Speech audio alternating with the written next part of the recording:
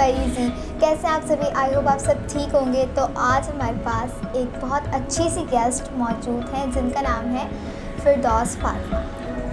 तो हम उनको वेलकम करते हैं, जो CEO हैं all in one and event planners की। तो जी फिरदौस, कैसे हैं आप? अल्हम्दुलिल्लाह। क्या हाल है? बिल्कुल ठीक, आप सुनाएं। तो बताएं, आपने अपना बिज़नेस कैसे स्टार्ट किया? मेरा बिज़नेस ऑलमोस्ट 5 इयर्स पहले मैंने स्टार्ट किया था। एक छोटे से कस्टमाइज़ मग से मैंने स्टार्टअप लिया था इस चीज़ का, जो कि बढ़ते आगे बहुत ज़्यादा बढ़ गया। और अल्हम्दुलिल्लाह अब मैं माशाल्लाह से इवेंट प्लानिंग कर रही हूँ, शादी करती हूँ, बर्थडेज़ करती हूँ, वेडिंग के सारे जो काम है वो हम सब करते हैं। ज़बरदस्त। तो जी फिरदौस, अपनी क्वालिफ़िकेशन के बारे में बताएं। मैंने इंटरमीडिएट किया है ह्यूमैनिटीज़ के रूप से। ज़बरदस्त। और बच्चे कैसे मैनेज करती हैं, घर, बच्चे, काम साथ? एक्चुअली मेरे पेरेंट्स का काफ़ी सपोर्ट है। अगर मैं कहूँ तो मैं आज यहाँ पर जिसकी वजह से हूँ उसकी वजह मेरे पेरेंट्स ही है। अगर वो ना होते तो शायद मैं यहाँ नहीं होती, क्योंकि मेरे फादर की दुआएं हैं और मेरी मदर का बहुत अच्छा सपोर्ट है, बहुत पॉजिटिव सपोर्ट है। क्योंकि ऐसी सिचुएशन में हमेशा पहले फैमिली ही पीछे हो जाती है, लेकिन हमेशा मेरी फैमिली आगे बढ़ी और मुझे आगे अच्छी मोटिवेशन दी, सपोर्ट किया, पॉजिटिव वे में मुझसे हमेशा काम लिए। तो मैं अगर बताऊँ तो मेरे पीछे मेरे माँ बाप का ही हाथ है, जिसकी वजह से आज मैं यहाँ मौजूद हूँ। और मेरे बच्चों को संभालने वाले भी मेरे पेरेंट्स, मेरी अम्मी, मेरी बहन, और यही है। और रिश्तेदारों को कैसा फीडबैक? रिश्तेदारों का मैं सिर्फ इतना ही कहना चाहूँगी, यार देखो, बोलने वाले अच्छा भी बोलेंगे, बुरा भी बोलेंगे। चाहे आप अच्छा काम करो, चाहे आप बुरा काम करो, अगर कुछ लोग अच्छा बोलेंगे तो कुछ लोग बुरा बोलेंगे, लेकिन हमेशा हमें पॉजिटिव रहना चाहिए और जो अच्छा बोले उन पर फोकस करना चाहिए। और मैंने सुना है बाइक भी चलाते हैं। या ऑफ कोर्स 1 साल हो गया है कि मैं बाइक चला रही हूँ। बेसिकली ये मेरे काम का ही हिस्सा है, क्योंकि जब मैंने काम का स्टार्टअप लिया था तो कन्वेंस मुझे बहुत भारी पड़ रहा था। लाइक कभी ऑटो के लिए वेट करना पड़ता है, कभी आपको बस के धक्के खाने पड़ते थे, और बहुत ज़्यादा कन्वेंस चला जाता था, क्योंकि मुझे 4-5 मार्केटों में विज़िट करना पड़ता था ऑन अ 1 डे। तो फिर तब मैंने ये आइडिया लगाया कि क्या हम खुद अपना कन्वेंस अफोर्ड कर लेते हैं। लेकिन उस टाइम पे मैं गाड़ी अफोर्ड नहीं कर सकती थी, तो मैंने अपने फादर से कहा कि मुझे बाइक चलानी है और मैं ये मैनेज कर लूँगी। तो मेरी फैमिली ने उस वक्त भी मुझे पॉजिटिव रिस्पांस दिया, उन्होंने येस कहा। तो फिर मैंने पहले बाइक परचेज़ की, दैन मैंने एक लेडी ट्रेनर को हायर किया, जिसने मुझे 10 डेज़ की ड्यूरिंग टाइमिंग्स पर ट्रेनिंग करना सिखाई, और इन द एंड में चलाना सीख गई। माशाल्लाह 1 साल से मैं चला रही हूँ और बहुत अच्छा रिस्पॉन्स है इस चीज़ के लिए। मेरी फैमिली बहुत सपोर्टिव है। रोड पे चला लेते हैं? यस, मैं रोड पे चला लेती हूँ। यकीन नहीं हो रहा यार, कितने ज़बरदस्त लोग होते हैं हमारी दुनिया में और कितने टैलेंटेड होते हैं। ये हैं all in one and event planners की CEO, we plan all your ideas. ये एक्चुअली हमारा स्लोगन है, we plan all your ideas. ज़बरदस्त। जी फिरदौस, आप ये बताएं, आप इस सिचुएशन पे कैसे पहुंची? आपके हस्बैंड से सेपरेशन कैसे हुई? पढ़िए, मैं आपके इस सवाल का सिर्फ एक छोटा सा आंसर, एक छोटा सा एक कोटेशन कहना चाहूँगी कि मर्द जो है वो अपनी ज़िम्मेदारी से मशहूर है और औरत जो है वो अपनी वफ़ादारी से मशहूर है। अगर औरत वफ़ादार ना हो तो वो मर्द औरत कहलाने के लायक नहीं है, और अगर मर्द ज़िम्मेदार ना हो तो वो मर्द कहलाने के लायक नहीं। तो आप इस सिचुएशन से अंदाज़ा लगा सकते हो कि मेरे इस सिचुएशन में या मेरी पर्सनल लाइफ में सिर्फ ज़िम्मेदारी ही एक प्रॉब्लम थी, जिसकी वजह से मैं आज इस स्टेज पे हूँ। अगर मेरा साथ देने वाला, मेरा जो सोलमेट था, जो मेरा पार्टनर था, अगर वो ज़िम्मेदार होता तो माशाल्लाह हम आगे बढ़ के इस चीज़ को आगे बढ़ा रहे होते, लेकिन वो ज़िम्मेदार नहीं था। मैंने अपनी वफ़ा पूरी तरीके से निभाई थी। तो आपका ये शुरू से ही था कि आपको इवेंट प्लानर बनना है या कुछ? नहीं, स्टार्टिंग में तो मेरा ये था कि मुझे एंकर बनने का बहुत शौक़ था, लेकिन ज़िंदगी ने साथ नहीं दिया और कुछ मसले मसाइल आ गए। दैट मेरी शादी हो गई और उसके बाद जो ये प्रॉब्लम्स आती गई, तो मैंने ये काम स्टार्टिंग से वे कस्टमाइज़ मग से लिया था, और वो कस्टमाइज़ मग से चीज़ें बढ़ती गई, काम बढ़ता गया, और अल्हम्दुलिल्लाह आज मैं इवेंट प्लानर हूँ। वरना कभी बनने का सोचा नहीं था, लेकिन ये बस ये मेरे खुदा की मेहरबानी है कि उसने मुझे इतनी अताअत दी है। अभी कोई ऐसा ड्रीम जो अभी तक नहीं पूरा हुआ और आप चाहती हैं वो जल्दी से पूरा हो जाए? ड्रीम तो बस अब मेरा यही है कि मैं अपने बच्चों को एक अच्छी तालीम और तरबियत दूँ, एक अच्छी माँ बनूँ, और एक अपने माशरे को एक अच्छा इंसान बनाकर दूँ। मतलब मेरे बेटे को और बेटी को एक अच्छा इंसान बनाऊँ कि लोग देखकर बोले कि ये फिरदौस का बेटा है या ये फिरदौस की बेटी है। तो जी फिरदौस, आपके बच्चे मैंने देखे हैं बहुत छोटे, क्या है? पहला मेरा बेटा है मैसम अब्बास, वो 5 साल का है, और दूसरी मेरी बेटी है मुस्कान ज़हरा, वो 3 इयर्स की है। तो फॉर एग्जांपल जैसे कि बहुत सारा एकदम काम आ जाता है, माशाल्लाह से सीजन्स भी होते हैं, तो जैसे बहुत ज़्यादा काम आ गया तो फिर आप कैसे मैनेज करती हैं बच्चों को, घर को, खाना? बच्चों को मैनेज करने के लिए मैंने कहा ना कि फ़ैमिली का सपोर्ट बहुत ज़्यादा है मुझे, 110% मैं कहूँगी है। तो अगर कभी मेरे पास बहुत ज़्यादा काम का लोड होता है तो खाना मेरी अम्मी बना लेती है और बच्चों को मेरी सिस्टर रख लेती है। ईच एंड एवरीथिंग वही काम कर रही होती है, मतलब सुबह से लेकर शाम तक जो है मेरे जो बच्चे हैं वो उसको आनी कहते हैं, तो वो हमेशा आनी के पास ही रहते हैं। और माशाल्लाह मेरे बहनों ही बहुत सपोर्टिव है। अगर कभी ऐसा होता भी है तो मेरी दूसरी बहन जो शादी है, जिसकी शादी हुई भी है, वो आ जाती है। कभी मेरे बहनों ही आ जाते हैं, कभी बहनों ही इनको घुमाने लेके जाते हैं ताकि बच्चे का माइंड थोड़ा सा डाइवर्ट हो जाए और वो थोड़ी देर अपनी माँ को भूल जाए और माँ काम करके वापस आ जाए।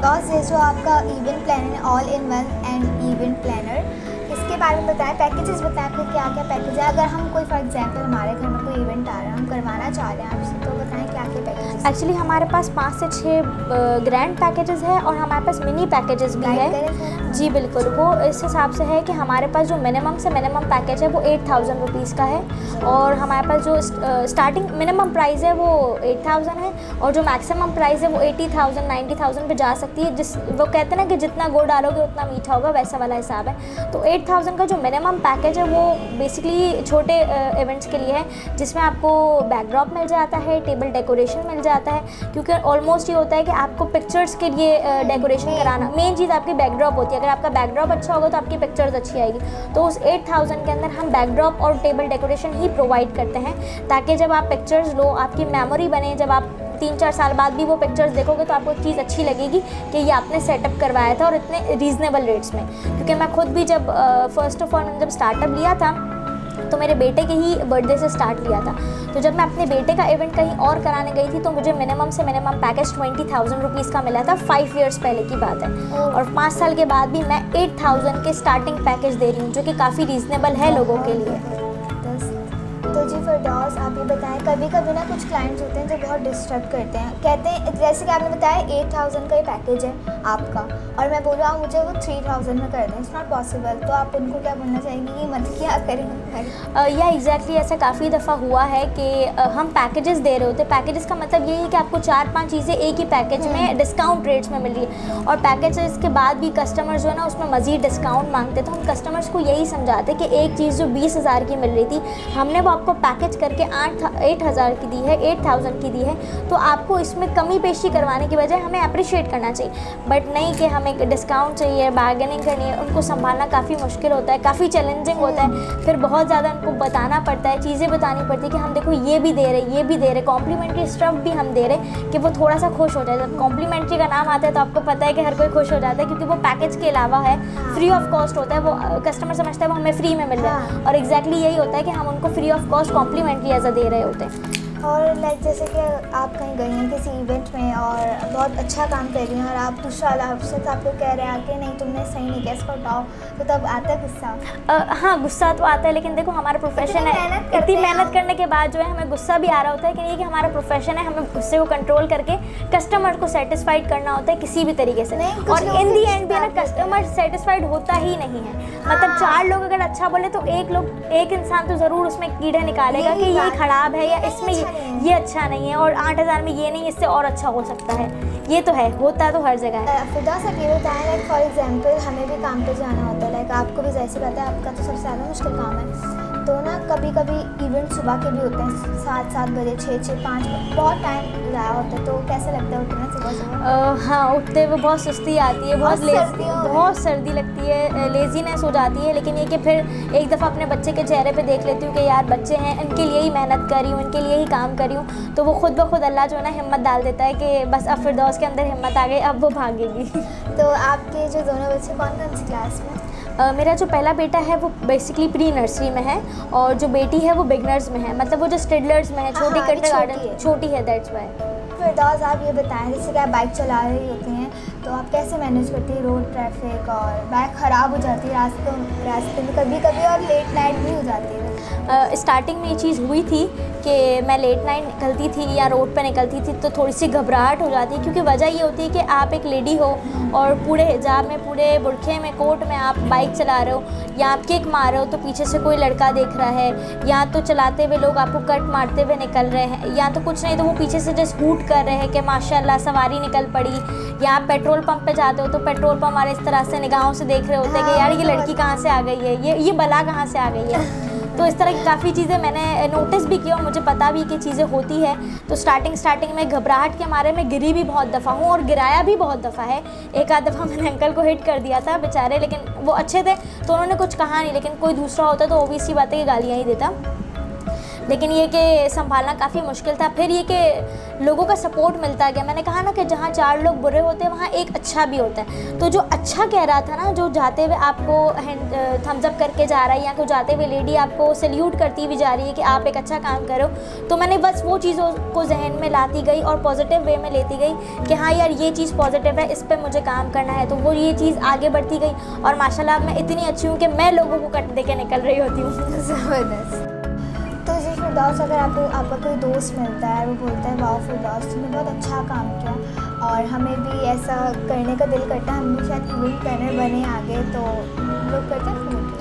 हाँ बिल्कुल, इस तरह से हुआ है कि 2-3 मेरी पुरानी फ्रेंड्स कह लो या जूनियर फ्रेंड्स कह लो, जिन्होंने मेरा काम अप्लाई किया क्योंकि उन्होंने देखा ना कि इस काम में एक तो मज़ा भी आ रहा है, आपको चीज़ें सीखने को भी मिल रही है, आप दूसरों को प्रोवाइड भी कर रहे हो और रोज़ नए आप थीम कर रहे हो ना, अलग अलग चीज़ें आप कर रहे हो। कभी मेहंदी है, कभी शादी है, कभी बर्थडे, कभी वलीमा है। अक्सर लोग सरप्राइज़ डिनर डेट भी कराते हैं, तो एक नई चीज़ आपके जहन में आती जाएगी, यार आप ये आइडिया लगाओ। तो काफ़ी ऐसी फ्रेंड्स हैं जिसने मुझसे कॉन्टैक्ट किया कि यार फिरदौस मुझे तुम्हारा काम पसंद आया, मुझे तुम्हारा काम सीखना है या करना है। तो मैं उनको लाइन बताती हूँ, मैं इनको चीज़ें बताती हूँ, मैं इनको गाइड करती हूँ कि यार ऐसा नहीं ऐसा होता है, तुम ऐसा नहीं ऐसा कर लो, इस तरीके से पैकेज बनाओ, इस तरीके से कस्टमर्स लाओ। तो इस तरीके से हुआ भी है, लोगों ने पूछा भी और मैंने उनको मोटिवेट भी किया है, क्योंकि एक अच्छी चीज़ है, कोई बुरी चीज़ नहीं है। और मेरे हिसाब से आजकल की हर लड़की को कुछ ना कुछ हुनर ज़रूर आना चाहिए। ये जो शादी वाले इवेंट्स हैं ना, ये सबसे काम जब आते हैं, सबसे ज़्यादा काम जब आते हैं, फॉर एग्जांपल जब हमारे घर में शादी और हम बोलेंगे हमने उस शादी में फैला दिन उस लड़की को ये पहने हुए देखा था, तो हम वो कर सकते हैं। जी बिल्कुल कर सकते हैं। एक तरीके से हमारे पास कहते हैं ना बालों के लिए, क्या कहते हैं उसको, मॉडल कह लिया आपके सामने खड़ी हुई, लाइक यार ये कितना अच्छा और ये कितना अच्छा काम हुआ है, बहुत अच्छा लगता है। तो हाँ जी फिरदौस, अब आप ये बताएं, जब से कोरोना और लॉकडाउन आया है तो उसमें काम की सूरत हाल कैसी थी कोविड-19 में? जो स्टार्टिंग में कोरोना की वजह से लॉकडाउन लगा था, आई थिंक वो 3-3.5 महीने का जो स्ट्रिक्ट लॉकडाउन था, उसमें तो काम टोटली बंद था। सारे इवेंट्स के मैंने बुकिंग ले ली थी, सबसे एडवांस पेमेंट मैंने कलेक्ट कर लिए थे, इवेंट मेरे पास सामान आ चुका था, थीम स्टफ आ चुके थे। एंड 17 मार्च को आई थिंक पहले लॉकडाउन का लगा था और 18 को मेरा जो है ना, 18 के बाद से सारे इवेंट्स लाइन से मैंने बुक किए थे और सबकी एडवांस पेमेंट ले ली थी, सबकी चीज़ें ले ली थी। लेकिन जाहिर सी बात है लॉकडाउन हो गया था तो सामान भी रिटर्न करना पड़ा, सामान वापस नहीं हुआ, पैसे सारे रिटर्न करने पड़े, काफ़ी ज़्यादा नुकसान हुआ था। लेकिन उस 3 महीने में 4 महीने में बिल्कुल भी काम नहीं था। जब बिल्कुल भी काम नहीं था तो फिर मैंने तब छोटा सा एक ऑनलाइन बिज़नेस स्टार्ट किया था अकॉर्डिंग टू लेडीज़ स्टफ़, जो मैं ऑनलाइन लेती थी और फिर ऑनलाइन ही सेल आउट करती थी कि कुछ ना कुछ तो करना था ही, हम बैठ नहीं सकते थे। तो इस वजह से फिर मैंने वो छोटा सा ऑनलाइन बिज़नेस स्टार्ट किया था, जो कि अभी भी मेरे काम में है। कभी इवेंट्स नहीं भी होते तो मैं वो काम कर लेती हूँ। तो ज़बरदस्त, मतलब कि आपके पास आज हाँ, कहीं ना कहीं कुछ ना कुछ मुझे करना ही होता है, मैं बैठ नहीं सकती। ये मेहनत करने वाले बंदे की एक अच्छी आदत होती है, लाइक वो कभी भी बेआसरा नहीं, या एग्जैक्टली, जिसके साथ अल्लाह। तो आप बताएं आपको खाने में क्या पसंद है? खाने में मुझे क्या पसंद है, मुझे अपनी अम्मी के हाथ की बिरयानी बहुत पसंद है और मेरी सिस्टर जो है वो कभी कभी स्पैगेटी बना लेती है, तो वो उसके हाथ की वो बड़ी पसंद है। इसके अलावा कॉमन फूड बिरयानी, हाँ biryani and spaghettis. Fast food में बताएं? फास्ट फूड में यार मुझे इतना खास नहीं पसंद है, हाँ लेकिन पिज़्ज़ा बहुत पसंद है, पिज़्ज़ा मैं बहुत शौक से खाती हूँ। तो जी फिरदौस, आप ये बताएं, आप कहीं बैठ जाती हैं तो आप किस तरीके से ड्रेसअप करके जाती हैं, कैसे तैयार होकर जाती हैं? यार मैं ना यूँ तो पूरे प्रॉपर है अबाया में जाती हूँ, बाकायदा कोट होता है, ऊपर शैला रैप किया हुआ होता है अच्छे तरीके से, स्टाइलिश जैसे कह सकते हैं, हम हिजाब स्टाइल करके जाते हैं। हाँ मैं मेकअप करके हमेशा जाती हूँ, जिसमें लोग अक्सर टॉन्ट करते हैं कि यार तुम्हारा तो हस्बैंड नहीं है तो, और तुम्हारी तो शादी भी नहीं रही, तो तुम किसको दिखाने के लिए जा रही हो। तो वहाँ पर मैं कहूँगी कि यार लोगों के लिए हम तैयार नहीं होते, हम अपने लिए तैयार होते हैं। अगर हम एक अच्छे वे में जाएंगे, खूबसूरत लगते हुए जाएंगे, फ्रेश मूड में जाएंगे, तो सामने वाला जो भी होगा वो हमें देखकर फ्रेश फील करेगा। लाइक अगर मैं इवेंट पे भी जाती हूँ तो इस तरीके से मेकओवर करके जाती हूँ ताकि सामने वाले को अच्छा फील हो कि मैं एक ब्रांड एम्बेसडर हूँ, ऑल इन वन की मैं एम्बेसडर हूँ। तो अगर एम्बेसडर ही ऐसा बनकर जाएगा जिसमें तो बाकी का उसको इंप्रेशन क्या पड़ेगा, first impression is the last impression. तो अगर मैं ही अच्छे होलिये में नहीं जाऊँगी तो वो बोलेगा ना कि जब तुम्हारा अपना होलिया अच्छा नहीं तो तुम हमारे इवेंट्स को क्या 4 चांद लगाओगे। जब मैं अच्छा प्रॉपर वे में जाऊँगी तो वो सोच सकेगा कि हाँ, जब एम्बेसडर इतनी अच्छी है, खूबसूरत है, प्यारी है, डिसेंट है, तो जाहिर सी बात है वो काम भी ऐसा करेगी। तो मेरे हिसाब से मेकअप ज़रूरी है और थोड़ा बहुत हर किसी को करना चाहिए। खाने में क्या क्या बना लेती हैं?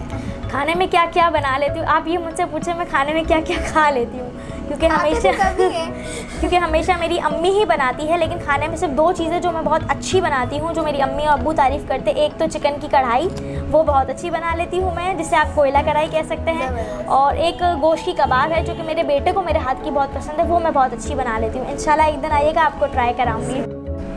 तो जी फिरदौस से बात करने से पहले मुझे आप लोगों से बात करनी है बहुत ज़रूरी। अभी तक जिसने द लाइफ मज़र चैनल को सब्सक्राइब नहीं किया वो जाके जल्दी से सब्सक्राइब कर लें, लाइक करें, वीडियो को शेयर करें और बेल आइकन दबाना मत भूलिएगा। तो जी फिरदौस, आप बताएं, अब तो हमारे जाने का वक्त है, तो आप क्या लोगों को मैसेज देना चाहेंगी और गर्ल्स को?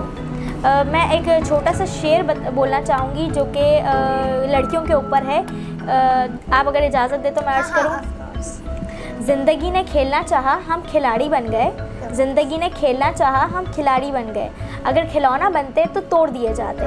ये सारी गर्ल्स को मेरा मैसेज है कि जो भी लड़कियां डिवोर्स वाली है या सेपरेटेड है या किसी वजह से विडो हो चुकी है या सिंगल पेरेंटिंग की लाइफ जी रही है, तो यार मूव ऑन करो, आगे बढ़ना सीखो। किसी के जाने से आपकी लाइफ नहीं रुकती, किसी के जाने से आपकी लाइफ ख़त्म नहीं होती। इवन आपको अपने लिए जीना चाहिए, अपने बच्चों के लिए जीना चाहिए। अगर बच्चे नहीं भी तो आप अपने लिए जी सकते हो, मूव ऑन कर सकते हो। किसी के भी जाने से आप ख़त्म नहीं होते। तो ये जो मेरा शेर था आखिर में, ये बेसिकली यही बोलना चाह रही थी मैं कि आप किसी के हाथ का खिलौना नहीं बनो। अगर ज़िंदगी आपके साथ खेल रही है तो ज़िंदगी को खिलाड़ी बन के दिखाओ, ना कि खिलौना बन के दिखाओ। Thank you. तो जी इसी के साथ हम आपसे इजाज़त लेते हैं। तो अल्लाह हाफ़िज़। द लाइफ मज़र को सब्सक्राइब ज़रूर कीजिएगा।